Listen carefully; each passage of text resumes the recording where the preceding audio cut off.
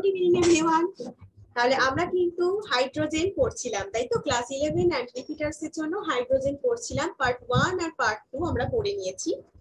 Next দিন আমি বলেছিলাম পার্ট 3 তে, আর আজকে এটাই তোমাদের লাস্ট, একদম শেষের দিকে আমরা চলে এসেছি হাইড্রোজেন চ্যাপ্টারটা, যেখানে আমাদের বাকি রয়েছে হাইড্রোজেন পারঅক্সাইড সম্পর্কে পড়বো, হেভি ওয়াটার মানে T2O সম্পর্কে পড়বো, আর ডাইহাইড্রোজেন অ্যাজ আ ফুয়েল হিসেবে কিভাবে অ্যাপ্লাই করা যায়, কি কাজে লাগে, সেই বিষয়গুলো আমরা একটু পড়বো।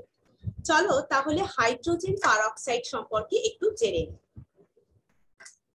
হাইড্রোজেন পারঅক্সাইড যেটা হচ্ছে H2O2, হাইড্রোজেন পারঅক্সাইড হচ্ছে H2O2 ফর্মুলা তোমরা জানো। হাইড্রোজেন পারঅক্সাইডটা কিন্তু আমরা অনেকবারই কিন্তু ইউজ করেছি, অনেকবারই কিন্তু এই টার্মটা মানে হাইড্রোজেন পারঅক্সাইড এই কেমিক্যালটার নাম কিন্তু আমরা অনেকবার ইউজ করেছি, এর ফর্মুলাটাও H2O2 অনেকবার পড়েছি। এই যে হাইড্রোজেন পারঅক্সাইড, এটা হচ্ছে একটা ইম্পর্টেন্ট কেমিক্যাল, এটা ভীষণই ইম্পর্টেন্ট একটা কেমিক্যাল, যেটা used in pollution control treatment. Pollution control ট্রিটমেন্টে কিন্তু এটা ইউজ হয়, তোমার ডোমেস্টিক পারপাসে বা ইন্ডাস্ট্রিয়াল যে এফ্লুয়েন্টস গুলো সেগুলোতে কিন্তু এই হাইড্রোজেন পারঅক্সাইড ইউজ হয়। তাহলে পলিউশন কন্ট্রোল করে এটা, তাই তো? পলিউশন কন্ট্রোল ট্রিটমেন্টে আমাদের ডোমেস্টিক পারপাসে বা ইন্ডাস্ট্রিয়াল পারপাসে আমরা কিন্তু হাইড্রোজেন পারঅক্সাইড ইউজ করতে পারি। এবার কোশ্চেন হচ্ছে যে এই যে হাইড্রোজেন পারঅক্সাইডটা আমরা কিভাবে প্রিপেয়ার করব, তাই তো? হাইড্রোজেন পারঅক্সাইড প্রিপেয়ার করতে গেলে আমাদের কিছু মেথডস ফলো করতে হবে। সেই মেথডস গুলো কি কি? ফার্স্ট করতে হবে কি, ফার্স্ট আমাদের অ্যাসিডিফাই করতে হবে বেরিয়াম পারঅক্সাইডকে। ফার্স্ট অফ অল আমাদের বেরিয়াম পারঅক্সাইডকে অ্যাসিডিফাই করতে হবে। এবার বেরিয়াম পারঅক্সাইড যেটা কি করে, যার ফর্মুলা তোমাকে জানতে হবে। বেরিয়াম তোমরা জানো Ba, তার সাথে অক্সাইড আছে, তার মানে O2, সাথে কিন্তু এখানে 8 মলিকিউলস অফ ওয়াটারও থাকে। এই ওয়াটারটাকে রিমুভ করতে হবে বাই ইভাপোরেট করতে হবে। তার মানে বাই ইভাপোরেশন আমরা কিন্তু এক্সেস ওয়াটার রিমুভ করে দিতে পারি আন্ডার রিডিউসড প্রেসার। তার মানে কি, অ্যাসিডিফাইং বেরিয়াম পারঅক্সাইড, যেটা অ্যাসিডিফাইড বেরিয়াম পারঅক্সাইডকে রিমুভ করবে excess water by evaporation under reduced pressure, মানে খুবই নিম্ন চাপে। ইভাপোরেশন দ্বারা আমরা এক্সেস ওয়াটারকে রিমুভ করতে পারি, করে H2O2 মানে হাইড্রোজেন পারঅক্সাইড কিন্তু ফরমেশন করতে পারি।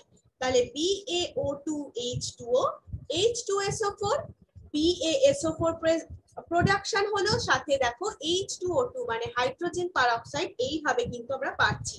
সাথে দেখো এই যে BaO2 এর সাথে H2O ছিল, 8 মলিকিউলস অফ H2O কিন্তু রিমুভ হয়ে যাচ্ছে। ফার্স্টেই বলেছি কিসের দ্বারা, ইভাপোরেশনের দ্বারা আমরা কিন্তু রিমুভ করতে পারছি এক্সেস ওয়াটারকে।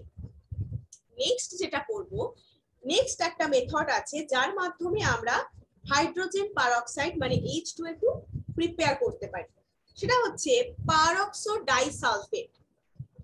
পারঅক্সো ডাইসালফেট যেটা অবটেন হয় ইলেকট্রোলাইটিক অক্সিডেশন, মানে ইলেকট্রোলাইটিক প্রসেসে অক্সিডেশন করতে হবে, অ্যাসিডিফাইড ইলেকট্রোলাইসিস প্রসেসে অক্সিডেশন করতে হবে অ্যাসিডিফাইড সালফেট সলিউশনকে। অ্যাসিডিফাইড যে সালফেট সলিউশন আছে সেটাকে ইলেকট্রোলাইসিস পদ্ধতিতে অক্সিডেশন করে আমরা প্রথমে পারঅক্সো ডাইসালফেট অবটেন করব।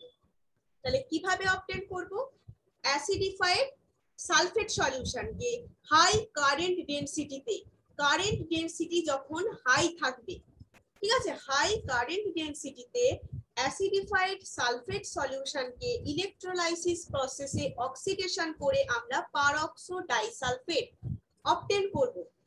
এই পারঅক্সো ডাইসালফেটের আবার যখন হাইড্রোলাইসিস করব তখনই আমরা পেয়ে যাব হাইড্রোজেন পারঅক্সাইড, তখনই কিন্তু আমরা হাইড্রোজেন পারঅক্সাইড পেয়ে যাব।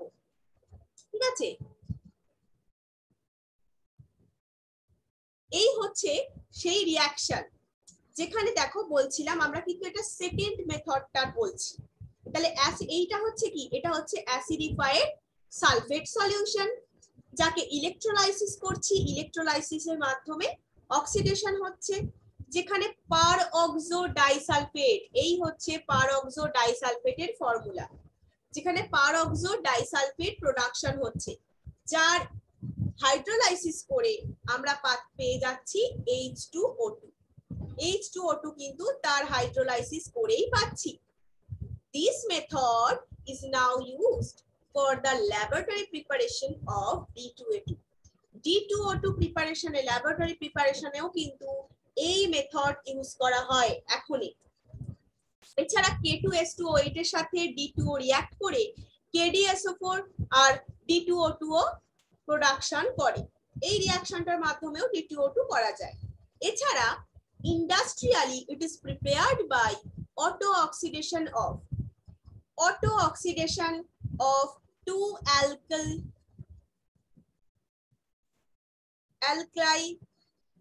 anthraquinol, alkyl anthraquinol. এই 2-alkyl anthraquinol এর অটো অক্সিডেশনের ফলেও কিন্তু তুমি ইন্ডাস্ট্রিয়ালি এটা প্রিপেয়ার করতে পারো H2O2 টা। এই হচ্ছে সেই 2-ইথাইল, যেমন এখানে অ্যালকিল গ্রুপ থাকবে তাহলে 2-ইথাইল দিয়েছে, এটা হচ্ছে তার মধ্যে অ্যালকিল গ্রুপ 2-ইথাইল অ্যানথ্রাকুইনল। এটা কি হচ্ছে দেখো, একদম অক্সিডেশন হচ্ছে, O2 প্রেজেন্স আছে, সাথে কিন্তু একটা H2 প্যালাডিয়াম থাকে, H2 আর প্যালাডিয়াম থাকে, ওই দেখো অক্সিডাইজড প্রোডাক্ট আর সাথে H2O2 প্রিপেয়ার করা হচ্ছে। এটা কিন্তু টোটালি ইন্ডাস্ট্রিয়াল মেথড, টোটালি এটা হচ্ছে industrial method. In this case 1% H2O2 formation হয়, 1% H2O2 ফর্মেশন হয়, 1% hydrogen peroxide. It is extracted with water, ওয়াটারের সাথে এটা এক্সট্রাক্টেড হয়, কনসেন্ট্রেটেড টু মানে প্রায় তোমার 30% by distillation under reduced temperature. তাহলে মোটামুটি ধরো একটা খুবই নিম্ন চাপে আন্ডার রিডিউসড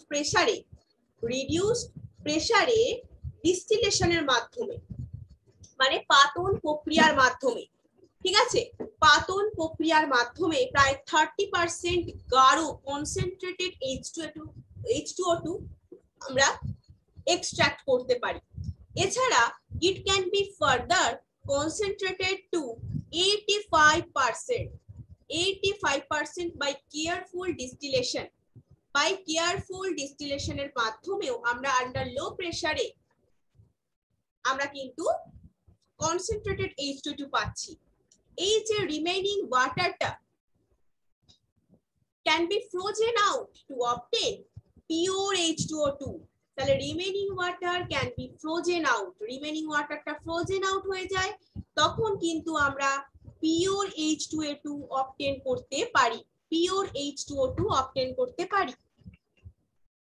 এখানে কিছু হাইড্রোজেন পারঅক্সাইডের ফিজিক্যাল প্রপার্টিজ দেয়া রয়েছে, এইগুলো আমি মানে অনেক চ্যাপ্টারই এইরকম কিছু দেয়া থাকে, এগুলো তোমাদের মানে ভ্যালুগুলো মনে রাখার কোনোই দরকার নেই, কারণ ভ্যালুগুলো মনে থাকেও না, ঠিক আছে, জাস্ট তোমরা রিড করে রাখতে পারো।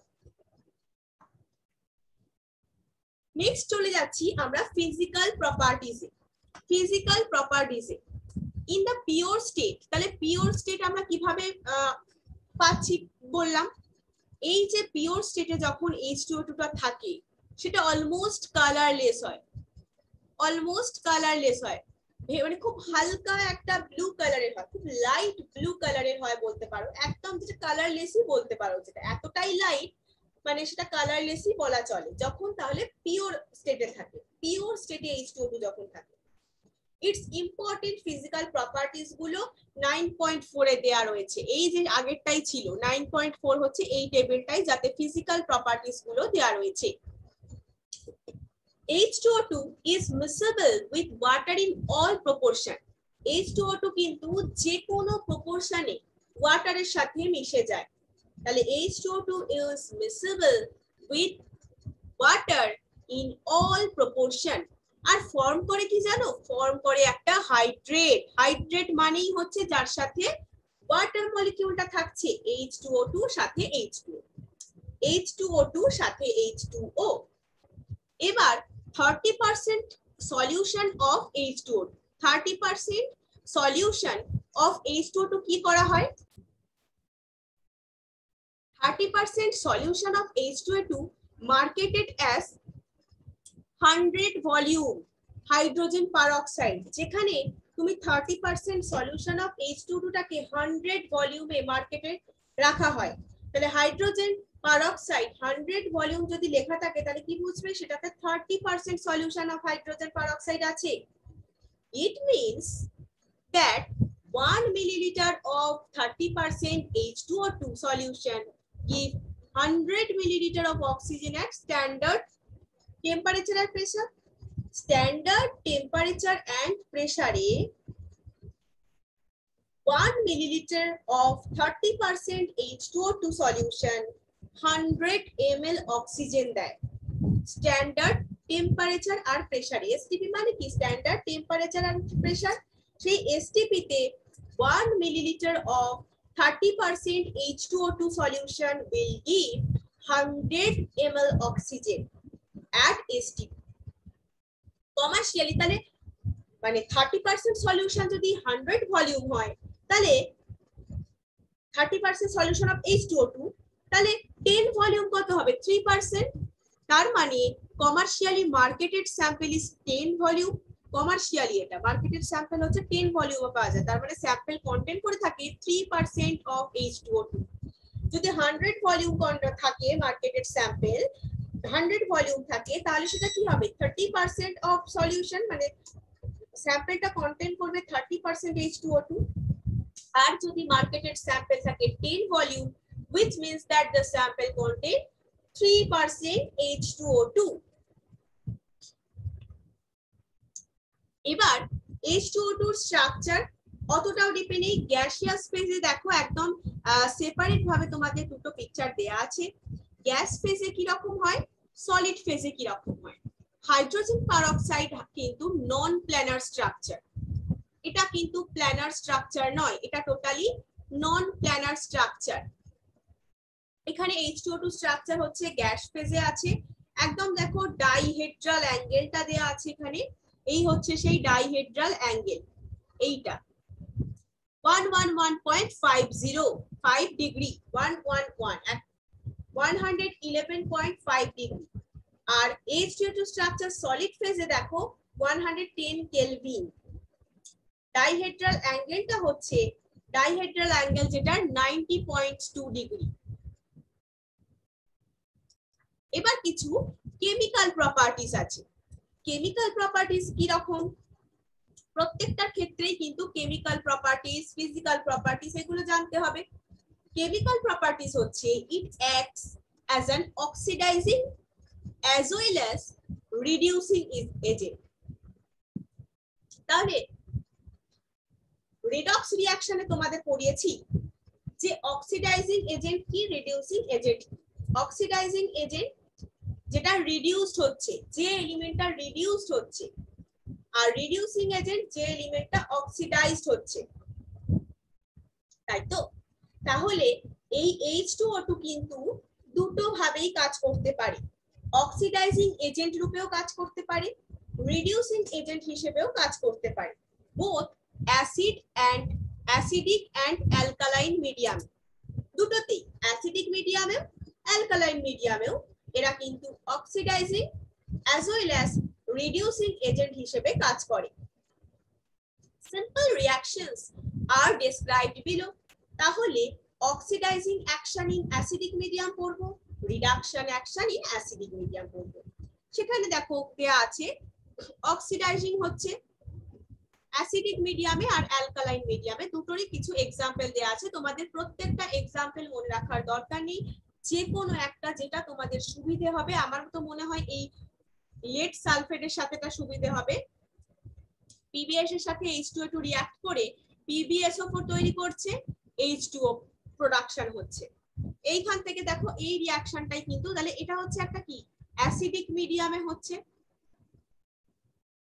PBS অ্যাসিডিক মিডিয়ামে অক্সিডাইজিং অ্যাকশন হচ্ছে। এবার রিডাকশন অ্যাসিডিক মিডিয়ামে রিডাকশন অ্যাকশন, তার মধ্যেও মনে হয় এই ClOH এই H2O2 যে রিঅ্যাকশন করছে H3O+ O2 আর Cl- পাচ্ছি, এই রিঅ্যাকশনটা আমার মনে হয় ইজি। রিডাকশন হচ্ছে এখানে।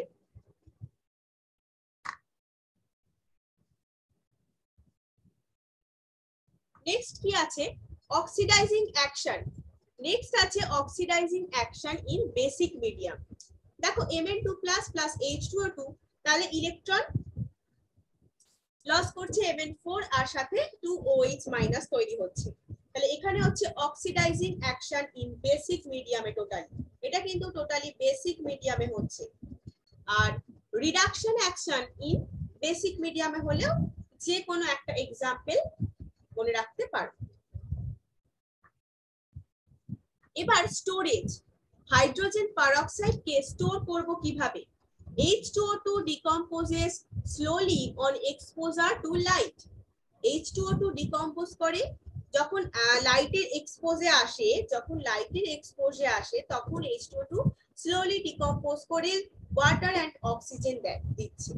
এই হচ্ছে সেই reaction. In the presence of metal surface or traces of alkali, যেটা ধরো গ্লাস কন্টেনারে প্রেজেন্স থাকে, অ্যাবভ রিঅ্যাকশন ইজ ক্যাটালাইজড হয়ে যায়। মেটাল সারফেসের প্রেজেন্সে বা ট্রেসেস অফ অ্যালকালি যদি প্রেজেন্স থাকে, it is therefore stored in wax lined glass. কাঁচের যে বটলস গুলো আছে সেখানে একটা ওয়াক্স লাইন থাকে, ওয়্যাক্স লাইন মানে মোমের আস্তরণ থাকে, এরকম কোনো কাঁচের গ্লাসে স্টোর করা থাকে বা প্লাস্টিক ভেসেলে টোটালি কিন্তু ডার্ক প্লেসে থাকে, একদম অন্ধকারে। প্লাস্টিক ভেসেলে বা তোমার ওয়াক্স লাইন গ্লাসে কিন্তু স্টোরড হয়। Urea can be added as a stabiliser, এতে কিন্তু ইউরিয়া অ্যাড করতে যেতে পারে অ্যাজ আ স্টেবিলাইজার হিসাবে। It is kept away from dust, এটাকে ডাস্ট থেকে কেন দূরে রাখা হয়? কারণ dust can induce explosive decomposition of the compound.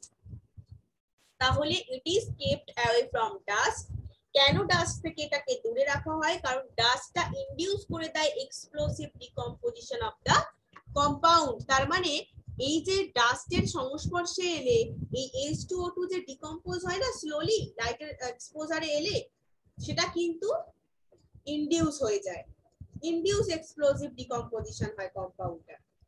ঠিক আছে, বিস্ফোরক যেটাকে বলছে, মানে হাইড্রোজেন পারঅক্সাইড ডাস্টের সংস্পর্শে এলে একটা তার ডিকম্পোজিশনটা বিস্ফোরক হয়। এবার আছে ইউজেস, হাইড্রোজেন পারঅক্সাইডের use. It's wide scale used has a, এখানে কিন্তু দেখো ডেইলি লাইফে এটা কিন্তু হেয়ার ব্লিচ করতে ইউজ হয়, মাইল্ড ডিসইনফেক্ট্যান্ট রূপেও ইউজ হয়, mild disinfectant. As an antiseptic it is sold in the market perhydrol, antiseptic হিসেবে মার্কেটে এটা খুবই সেল হয়, সেটা হচ্ছে পার হাইড্রল হিসেবে এই H2O2। এছাড়া it is use to manufacture chemicals, ধরো সোডিয়াম পারবোরেট বা পারকার্বনেট, যেটা হাই কোয়ালিটি ডিটারজেন্ট হিসেবে ইউজ হয়, হাই কোয়ালিটি ডিটারজেন্ট হিসেবে ইউজ হয়। তাহলে এগুলো এই H2O2 কিছু কেমিক্যালের ম্যানুফ্যাকচারিং এর জন্য ইউজ হয়, লাইক ধরো সোডিয়াম পারবোরেট, পারকার্বনেট, যেটা ইউজ হয় হাই কোয়ালিটি ডিটারজেন্টের হিসেবে। এছাড়া synthesis of hydroquinone, tartaric acid, এছাড়া ফুড প্রোডাক্টস, বিভিন্ন ফার্মাসিউটিক্যালস যেমন সেফালোস্পোরিন, এগুলো সবকিছু সিনথেসিসের কাজেও কিন্তু H2O2 ইউজ হয়। এছাড়া ইন্ডাস্ট্রিতে ব্লিচিং এজেন্ট হিসেবে টেক্সটাইলে, পেপার পাল্পে, লেদারে, অয়েলে, ফ্যাটে, এগুলো ক্ষেত্রেও কিন্তু ব্লিচিং এজেন্ট হিসেবে ইউজ হয়। Nowadays it is also used in environmental chemistry তে, গ্রিন কেমিস্ট্রি যেটাকে বলে, এনভায়রনমেন্টাল কেমিস্ট্রিতেও কিন্তু ইউজ হচ্ছে, যেহেতু এটা পলিউশন কন্ট্রোল করতে ইউজ করা হয় ডোমেস্টিক আর ইন্ডাস্ট্রিয়াল পারপাসে। এছাড়া oxidation of cyanides, restoration of aerobic conditions to sewage waste, এগুলো সবকিছুর জন্য সবকিছু পারপাসে কিন্তু পলিউশন কন্ট্রোল করতে এই H2O2 মানে হাইড্রোজেন পারঅক্সাইড ইউজ করা হয়।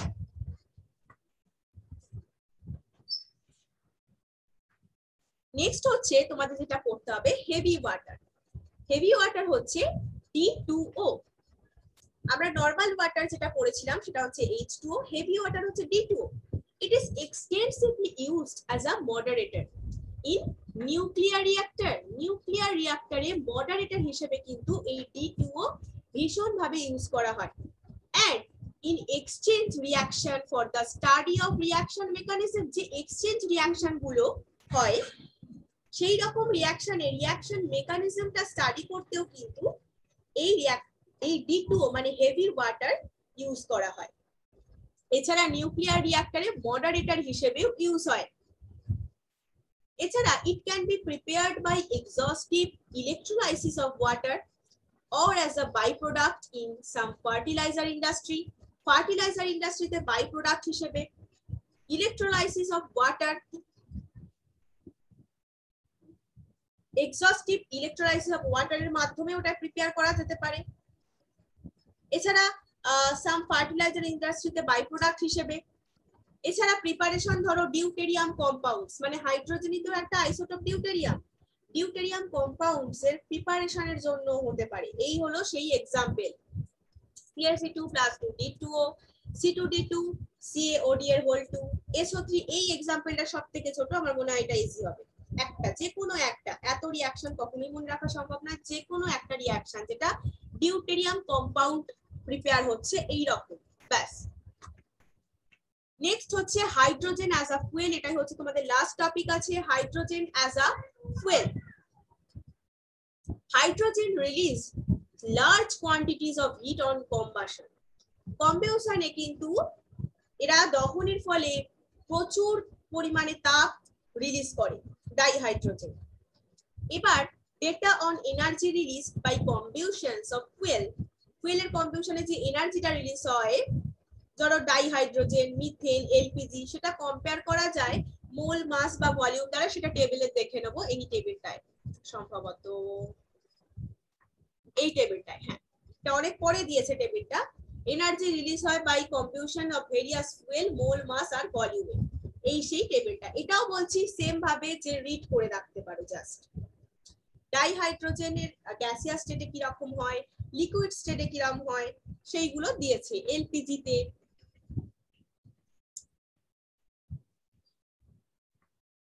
এটা ক্লিয়ার হলো যে mass for mass basis dihydrogen release করে মোর এনার্জি দ্যান পেট্রোল, সেটা তোমরা টেবিলটা রিড করলে বুঝে যাবে। Pollutants in combustions of dihydrogen will be less than petrol. The only pollutants will be the oxide of dinitrogen. কিসের জন্য হয় এটা? Presence of dinitrogen as impurity with dihydrogen. This, of course, can be minimized by injecting a small amount of water into a cylinder to lower temperature so that the reaction between dinitrogen and dioxygen may not take place. However, the sum of the containers in which dinitrogen will be kept must be taken into consideration. A cylinder of compressed dihydrogen weighs about 30 times as much as a tank of petrol containing the same amount of energy. Also, dihydrogen gas is converted into liquid state by cooling to 20 Kelvin. This would require expensive insulated tank. Tanks of metal alloy, ধরো এই TiTiH2, এই alloys গুলো, সংকর যেগুলো use for storage dihydrogen in small quantity তে স্টোরেজের কাজে use হয়। These limitations have prompted researchers to search for alternative technique to use dinitrogen in efficient way. In this view, hydrogen economy is an alternative. The basic principle of hydrogen economy is the transportation and storage of energy. Transportation, basic principle of hydrogen economy হচ্ছে transportation, storage of energy in the form of liquid or gaseous nitrogen. তাহলে hydrogen ইকোনমির মূল নীতিটাই হচ্ছে transportation আর storage of energy liquid আর gaseous nitrogen এই form, gaseous dihydrogen এই ফর্মে। Advantage of hydrogen economy is that energy is transmitted. Advantage টা কি এই হাইড্রোজেন ইকোনমি? Advantage টা কি? এটা হচ্ছে energy is transmitted in the form of dihydrogen. ডাইহাইড্রোজেনের ফর্মে ট্রান্সমিটেড হয় এনার্জিটা, not as electric power. Electric power রূপে নয়, এনার্জিটা ট্রান্সমিটেড হয় in the form of dihydrogen. এটাই হচ্ছে হাইড্রোজেন ইকোনমির একটা advantage. It is for the first time in the history of India that a pilot project using dihydrogen as a fuel হিসেবে use করেছিল October 2005 for running automobiles. Initially 5% hydrogen has been mixed in CNG সাথে mixed করা হয়েছে for use in four-wheeler vehicle A. four-wheeler vehicle A CNG এর সাথে 5% dihydrogen mix করে fuel হিসেবে use হয়েছিল। Percentage of dihydrogen would be gradually increased to reach optimum level. Nowadays, it is also used in fuel cell for generation of electric power. Electric power এর জেনারেশনের জন্য কিন্তু fuel সেলে use করা হয়। Expected that economically viable and safe sources of dihydrogen will be identified in the years to come for its usage as a common source of energy. এই সেই আমাদের তাহলে দেখো হাইড্রোজেন চ্যাপ্টারটা কিন্তু আমাদের ফার্স্টের দিকেই কিন্তু কোয়েশ্চেন আসার বলে দিয়েছিলাম, যেগুলো সেইগুলো হচ্ছে বেশি এমসিকিউ আসার চান্স আছে সেখান থেকে। এই লাস্টের দিক থেকে অতটাও কিছু নেই, কিন্তু হাইড্রোজেন পারঅক্সাইড থেকে আছে, হাইড্রোজেন পারঅক্সাইড আর হেভি ওয়াটার থেকে আছে, ডাইনাইট্রোজেন অ্যাজ আ ফুয়েল এখানে কিছু কিছু জিনিস আছে যেগুলো পড়ার। ঠিক আছে, চলো তাহলে আজকে ক্লাসটা আমাদের চ্যাপ্টারটা কমপ্লিট হয়ে গেল। রিডক্স রিঅ্যাকশন তো তোমাদের শুরু করেই দিয়েছি, নেক্সট আবার যেদিন এক্সট্রা ক্লাস হবে তোমাদের জানিয়ে দেব। ওকে, থ্যাংক ইউ, বাই।